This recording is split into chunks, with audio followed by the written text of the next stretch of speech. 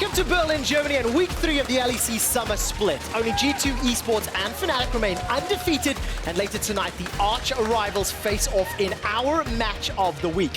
First, though, there is a fight between two bottom teams, as XL Esports and Vitality are both looking for their first win. You can see the players getting into the venue as we speak. Both teams sitting at 0 and 4.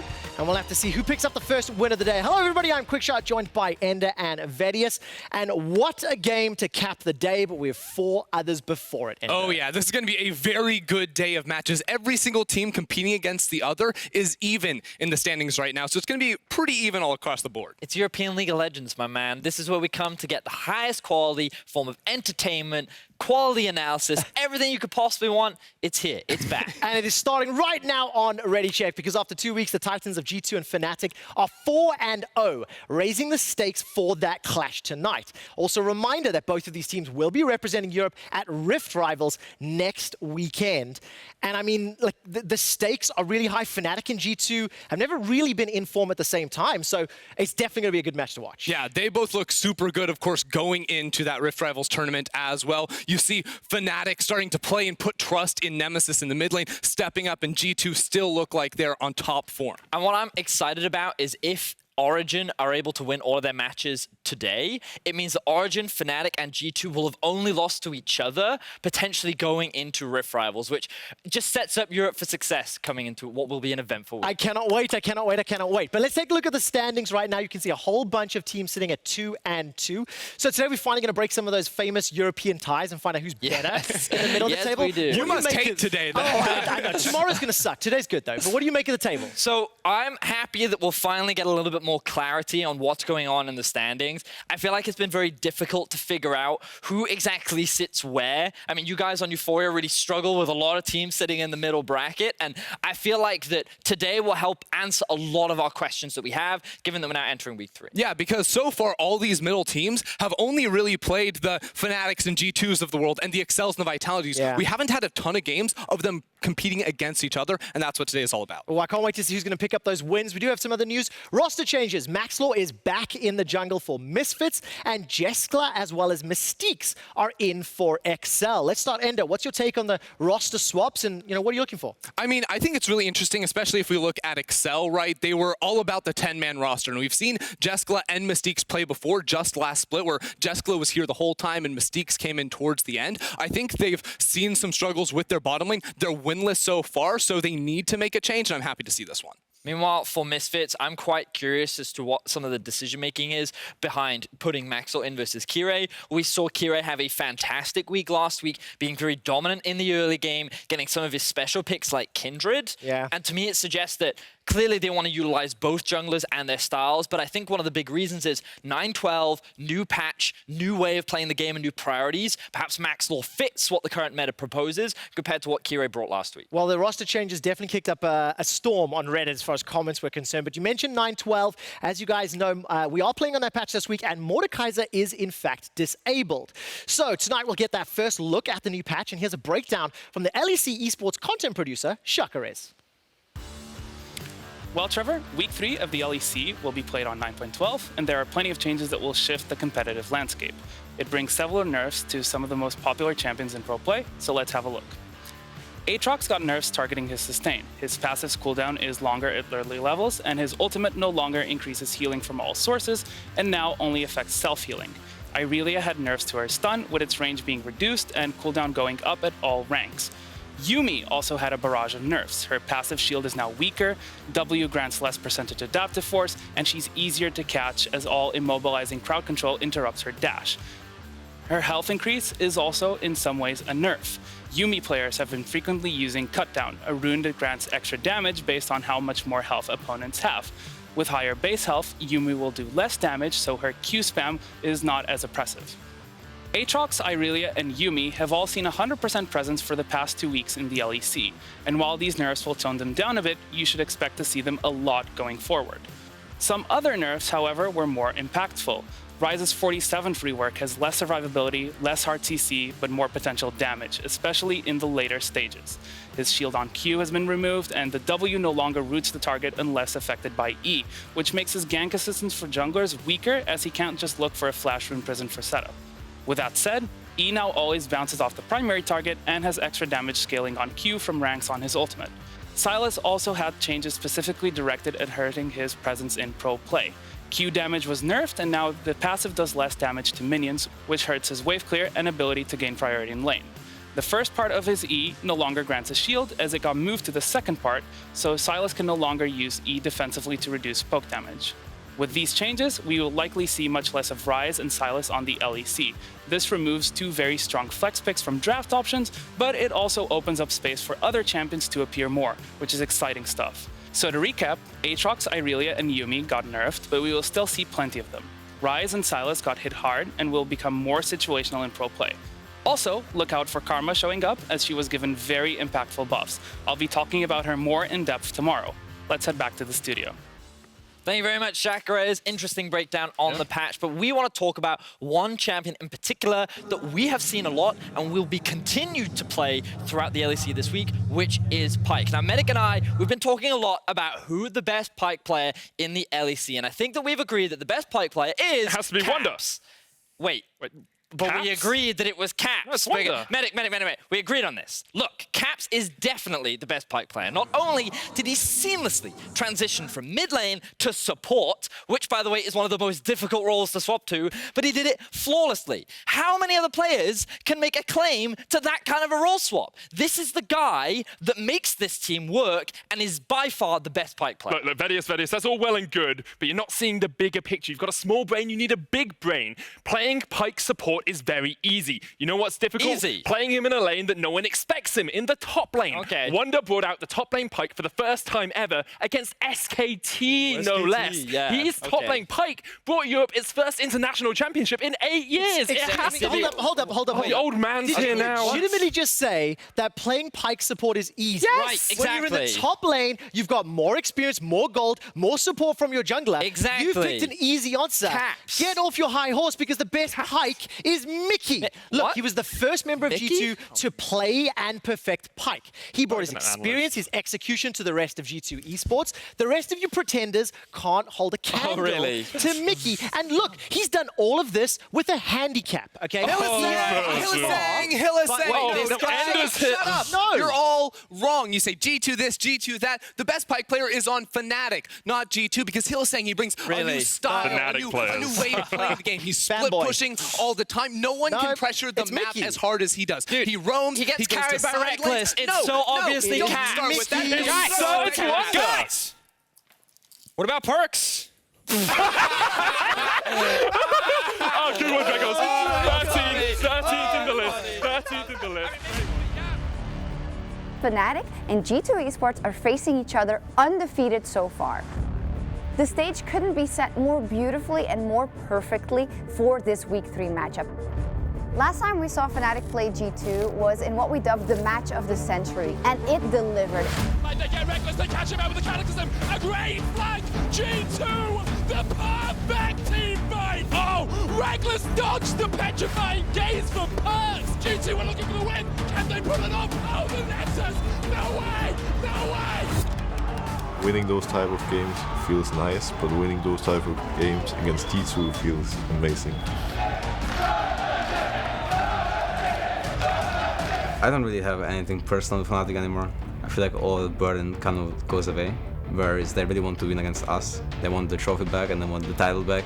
Fnatic is looking unstoppable so far, but how much does it really mean if they can't manage to beat G2? They are looking a level above other teams.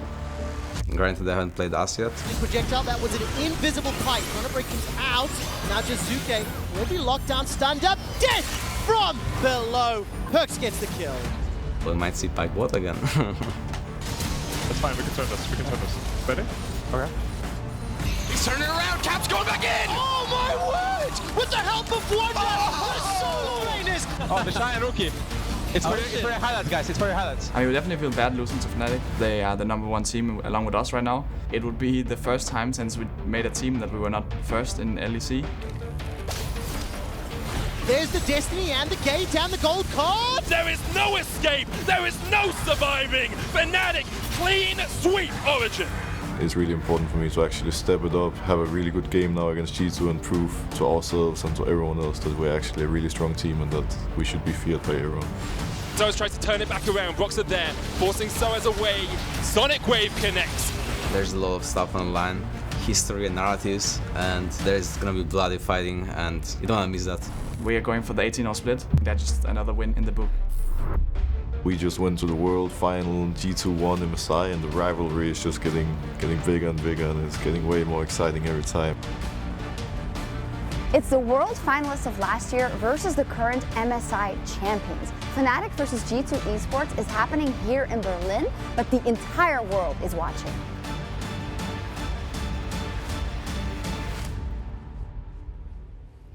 Fnatic and G2 eSports are the two most successful European League of Legends organizations. They have won 12 out of the 13 possible European domestic titles, and it was G2 eSports that picked up the first ever LEC trophy. Today, their bout continues in our match of the week. And before I get you two to chime in, fans at home, I have a question for you. Who will win today, Fnatic or G2? Spam FNC or G2 in chat, and I'll check in with the votes in a moment or two. And Ender, Fnatic and G2 are in form at the same time, and this should be a classic. Yeah, it's really crazy to see because, of course, the last time these two teams faced was back in week 9 of the spring split. They both popped off. Fnatic went nuts early game, but G2 clawed back, and it ended up being one of our most exciting games of the entire year. Now they're both coming in. It's a G2 roster with Mickey X instead of Promiscu. They're looking on top of the world, and both teams should give us a hell of a show. I'm just so excited because I love that line from Shox where she said that it's the world finalists versus the MSI champions. Yep. Europe as a region has only been growing over the last 2 years. And as Ender has already said, it feels like both these teams are playing at their absolute limit right now. Fnatic, they are very early game focused. Broxah and Hylissang have been working so well together in order to play around Nemesis, find early game leads, and often snowball off the back of that. Whereas G2, their style often spikes in the mid game. Exactly. G2 pop off between 15 and 20 minutes. They just throw fights down your throat until you can't breathe anymore. They don't give you time to think, and that just means that during this, because of their tempo, they just win all these fights. You know, maybe they drop one, but they throw another one right at you, and then you fall apart. And you can see in some of the stats here, Fnatic higher gold at 15, but like you alluded to, G2's next passage of play is definitely very exciting and threatening to Fnatic. Behind you guys, the vote is currently 51% to G2, 49% to Fnatic. You guys can carry on voting, G2 or FNC. But look, let's talk matchups, right? We've got superstars across the rift. My eyes are going to be on Perkz versus Reckless, and it's impossible to say which is the most exciting, but Vedius, where are you looking? I mean, for me, it's all about supports and junglers. I feel like that while these two have been very consistent, Perkz has had some amazing carry performances so far this split. Mickey and Hylissang, the debate between who the best support in Europe is constantly challenged by these two fans, by G2 fans and Fnatic fans. And because of how strong they are in playmaking, because of how often they like to roam, I can't help but wait to see who gets their hands on the Pike, who gets their hands on the Hylissang, who makes the clutch play that can get you the fight that will ultimately win you the game. And where are you looking? I think mid lane is actually really exciting. Nemesis has stepped up so much, you know, as the player inside of Caps' shoes on Fnatic. And I think that if you're trying to attack this G2 team, you have to play through the mid lane and break him. It's a tough thing to do because Caps is on another level entirely, but Fnatic have to try. I have one last question for you, Ender. This is the first time in the history of these two orgs where they both appear to be performing at or maybe near their maximum strength. They've always traded wins when one team was simply better than the other. Is it possible for Fnatic to win today?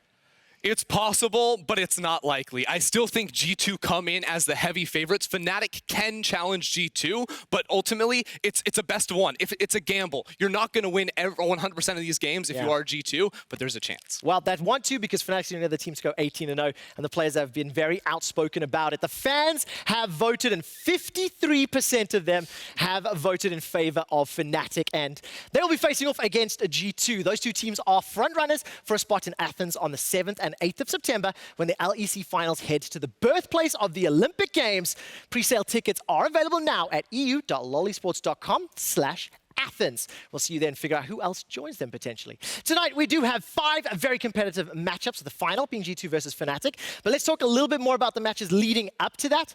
Every single team has an equal score to the other. 0-4 and then 2-2s and 4-0. So which matchup are you most excited for, Ender? Ooh, so I've got my eyes actually on this SK versus Misfits right now, because Misfits, for me, they look good. You know, they've gotten 2 wins, but they were against, I believe, Rogue and Excel. Yeah. Right? And their losses have been against the top teams in the league. So I have a really hard time judging both these teams, and I think that this game is going to be super telling as to where they will end up at the end of the split. Listen, that sounds like a great analytical opinion, but we have Excel versus Vitality as our first game of the day. Both these teams are 0-4, Ender. Oh my God, someone has to win. I love watching these kind of games because I'm not going to beat around the bush. Both these teams are pretty awful right now, right? Excel really struggles in terms of their early, mid, and late. And Vitality, no matter what early game leads they get, they end up throwing them away, largely due to individual misplays. And when you have 2 teams collide like that, you just don't know who's going to come out on top. And it's just, I get so excited about it. I can't wait for game 1. Okay, so I'm going to put you on the spot. I'm going to ask you who does come out on top. But give me one moment, because the fans at home are off to a very great start in the race for Superior Analyst. They're currently tied with Medic and Laure, and they're doing very, very well over that 17 correct predictions. Now, all the teams have the same score. So StatSpot today will be predicting the ones that have side selection. Will that help them or hurt them? We'll find out at the end of the day. You guys keep sending us your predictions ahead of every show at LOL Esports on Twitter. And I'm going to take a look. Oh, we got a difference of opinion here. Ender going XL, Vedius going Vitality. Yeah, so we both flipped coins and they landed on opposite sides. Whoa, whoa, whoa, whoa, whoa. Excel, they're bringing a new bot lane, Vedius. They're going to fix all their... They're going to fix some of their problems. I think... Honestly, it's really difficult to tell. I just have a little bit more faith in Jizuke today, and their solo lane is Kabashad, and that's purely the only reason why I'm going Vitality. Look, today. I thought the same exact thing when Vitality played against Rogue. I'm like, okay, both bot lanes are struggling, but surely Vitality have the solo laners to come out on top. I'm like, surely they can do this. And then they just got splat. I think the same thing's going to happen against Excel. Oh, I can't wait to see it. We are moments away from draft before we get there, though. Ender over here, he continues to shock esports personalities with hard-hitting questions. This time, Shox got caught between 2 Ivans.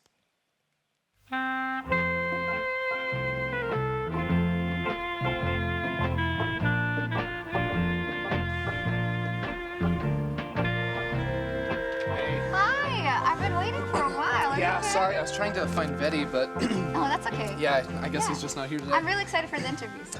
Yeah, that'll be good. Hey guys, I'm Ender here for another episode. I'm joined today by Eiffel, like the tower deported. Shox. No, Ifya deported. Yeah, I know, it's not easy. Yeah. It's Belgian, it's like exotic. Do that again. Why? I don't know. I'm not your puppy dog. So I know a lot of people know you, but what is something that they maybe don't? For all the fans out there. Maybe that, I love cats. Okay. And dogs. And dogs. Yeah. Puppies, kittens, bigger dogs, smaller dogs, really anything, yeah. Okay, so you just make everyone happy, sure. Guess that's why you're so popular. How does it feel to be always compared, and I mean, people often call you EU Ovalie. How does that make you feel? Actually, really good. I mean, I want to see her on but screen. you're not more. a weeb. Really supportive. Me? No. Is that okay? I mean, I don't think so. Wait, why is that not okay?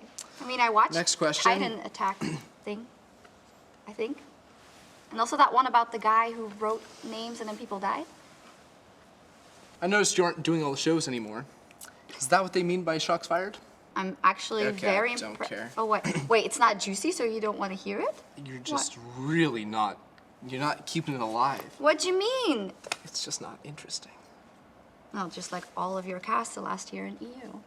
I mean, I'm, an enjoyable talent to watch. I actually want to congratulate you. It is, I love it. It's really wonderful. I think you found such a perfect way to embody everything about your casting personality in this, because this is also ripped off from something much, much, much better. And it just completely mirrors what you do in casting. Look, it's not easy to come into casting when you have those legends like Jad, like Deficio behind you. I mean, well, I was going to say Vedius, but that's all right. You got pretty emotional after G2's victory at MSI. May I offer like a bit of critique? Like you just like pose a statement, right? You got pretty emotional, and then you like put someone in a corner when you want them to answer. I think just like get to it quickly, like an open question. Just ask me, why were you emotional when G2 won MSI? It's just, I've done this a couple of times, so it's. Can you let me? It's my show. Oh, yeah. Yeah, so please just. Open question. So you got pretty emotional. What the hell? You got pretty emotional after G2's victory at MSI. Remember that? Yeah. I never realized you were such a big Team Liquid fan. I mean, that's just funny. That's just funny. That's actually just funny. So about international events, what's it like to work at one? I'm just asking for a friend. Well, it's really, really awesome. Honestly, international events really like elevate you to a new level. You get so much fulfillment. You learn so much. You get to work with other broadcast crews and stuff. Yeah, it really is. I don't think I'd be who I was without them. I mean, look even at, Vedius and Medic and how they elevate their game. Yeah, Medi and Vedi. I mean, don't you love their intros and stuff and the whole...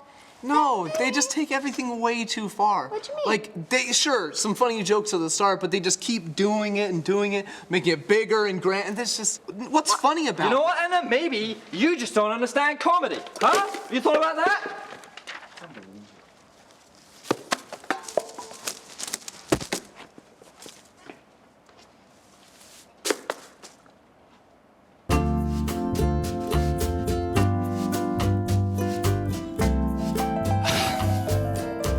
Thanks for ruining my piece, Vedius. Well, maybe, have you gotten any better at understanding comedy, good sir?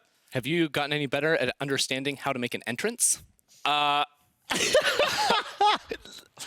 That was 5 minutes of just awkward and uncomfortable humor, but I love it, and I love the fact that you just kept ripping on Vedius, who very clearly was not in the room. Yeah. Yeah, there were 2 Iverns there or something? Exactly. I mean, it's the name of the show, right? Master So of there we go, disguise. between 2 Iverns featuring Ender and Shox. Let's move on to our first game of the day between 2 teams that are still looking for their very first win. It is XL and Vitality, and there's some big news for XL. Hyonin and Kasing are out, and Jeskla and Mystiques are in. Vedius, what's your take on the roster swap? Well, we already talked a little bit about it earlier on, where it feels that XL clearly want to change. They're currently sitting at 0-4. They've struggled against other teams that you would expect to be on the lower end of the LEC bracket. And it feels like that they just kind of want to bring in some fresh blood, some creativity, something new that can either change the perspective in the roster, maybe open up the champion pools. It's honestly a little unclear to me exactly what Jeskla and Mystiques look to bring, but it will definitely be something different. Yeah, it's interesting too, because usually I think when we see roster changes like this, it's after really bad performances in the laning phase, an area where it's like glaringly obvious when you're performing poorly. Okay. I don't think that was true of XL's bottom lane. Their problems came much more later in the game, mid to late game, getting caught out of position, dying in team fights, that sort of thing. So this roster move is to try to mend the mid-game blunders that we were seeing before. Do you like it? Do you think Jeskla and Mystiques can fix some of the problems you were seeing from XL? I mean, so ultimately, I don't know. It's really hard to say, but this is a duo that we saw playing actually last split, right? They were both in for, a lot of games, Jeskla in the whole time, and what this team just needs is some kind of change. Mickey was supposed to be the change. Yeah. They're still 0-4. Keep making changes. Keep throwing stuff at the wall until it sticks. Until something works. All right, let's take a little deeper look for more on that bot lane change. Let's hear from XL's coach. Thank you very much, Trevor. Laure here, and I'm back for week 3. And first guest joining me today is DLim. Thank you so much for joining me. So we have world semi-finalist from last year and his longtime duo partner being replaced after 2 weeks. Tell me about this move. So this doesn't have too much to do with us replacing Hyonin and Kasing. It has more to do with Jeskla and Mystiques have been playing really well in scrims, and they've been very confident, and I really like how they're what they've shown so far. So I wanted to give them a chance and see how they do on stage. I get that, but sometimes I feel like switching player can be a really good thing, but it can also be even more complicated if it doesn't turn out the way you want. So is it something you considered? Of course. So I've worked with a lot of 10-man rosters from my time as a coach, and there are benefits and negatives to kind of staying with the same core roster and working on problems and switching players in and out. But I do think that they bring a lot of individual talents that we should be able to see today, and I hope that it goes well today. Tell me a bit more about the bot lane. What is new and what is different about Jeskla and Mystic? Right now, I think they're playing very well in this meta, and I think they're very confident in their matchups, and I think it's something that they'll be able to showcase today. We also know that Vitality is looking for their first win, as well as you. So is it something the team is worried about? I think you're always thinking about how to win in LEC. So I don't know if we're particularly worried about it, but we are just trying to figure out the best way we can to win. Well, I wish you good luck on that, and thank you very much for your insights. Now back to you, Trevor. Thank you very much, Laure. We'll have to see whether or not this change helps Excel out. As Laure mentioned, they, along with Vitality, are still at 0-4. One of these teams will pick up a win. I want to ask how they're going to do it. So we've talked a lot about Excel. They're the ones that have made the roster changes. So Ender, kick me off. What are the win conditions for Excel to take down Vitality? Ultimately, what Excel need to do is just exploit every single weakness that Vitality have. And right now, the two biggest ones are that, well, their early game is okay up till 15 minutes, but everything after that point on Vitality's side just falls apart. They get picked off, they take bad fights, all of that gets out the window. So what I say is pick a team fight comp, something that can specifically challenge Vitality post 15 minutes. I also think that Vitality's bottom lane has just died like multiple times in ridiculous situations in basically every single game. So if you're Casual, I just want him to walk bottom lane a bunch of times, get those kills, and trust me, they're going to be there. And of course, for Jeskla and Mystiques, if they can actually come in and punish Attila and Jack Troll, maybe that's one of the ways they can unlock it. I'm going to turn to Vedius and say, let's ask the question from the other perspective. How does Vitality take down Excel? Well, I think they need to attack the mid lane. I think that you can expect the bot lane to be fairly neutral. While DLim seems to have confidence in his duo, playing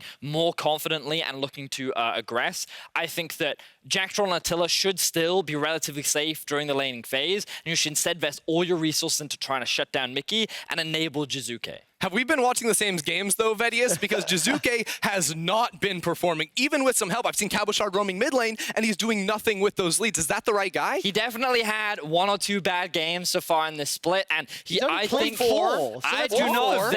do not think that he is in the conversation of being the third best mid in Europe right now. However, I still have a lot of confidence in his abilities overall, and I think that what we're seeing more of is bigger team issues rather than just Jizuke issues. So I believe that if they funnel resources into him and they open him up to roam around the map, then I have a lot more confidence in him and Vitality to be able to pick up one. On the hopes that those types of tower dive plays don't happen again.